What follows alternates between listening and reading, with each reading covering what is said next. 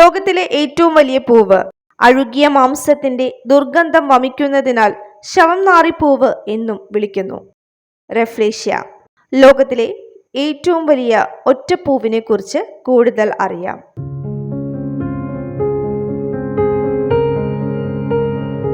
Joseph Arnold, sir Thomas Stamford Raffles എന്നിവർ ചേർന്ന് 1818 സുമാത്രയിലാണ് ആദ്യമായി റഫ്ലേഷ്യ കണ്ടെത്തുന്നത്.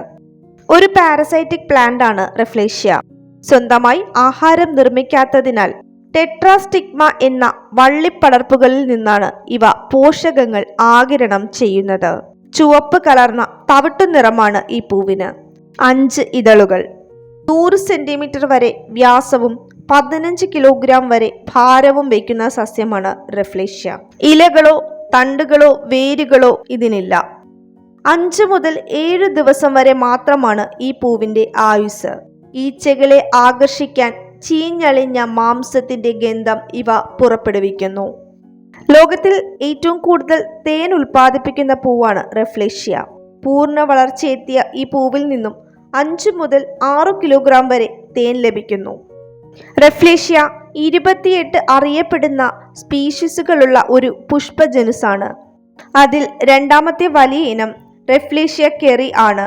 ഇത് ടെറാസെറിയം സൗത്ത് തായ്ലൻഡ് സെമി നിത്യഹരിത മഴക്കാടുകളുടെ പരിസ്ഥിതി മേഖലയിൽ കാണപ്പെടുന്നു.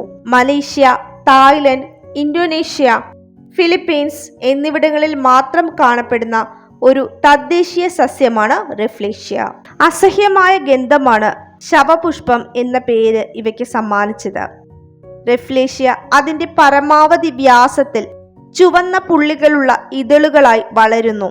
ഒരു പാത്രം പോലുള്ള മധ്യഭാഗത്ത് ഈച്ചകളെയും പ്രാണികളെയും ഇവ ആകർഷിക്കുന്നു. വിത്ത് മുതൽ കായ്കൾ വരെയുള്ള ഘട്ടങ്ങൾ ഏകദേശം 9 മാസങ്ങൾ വരെ കടന്നുപോകുന്നു.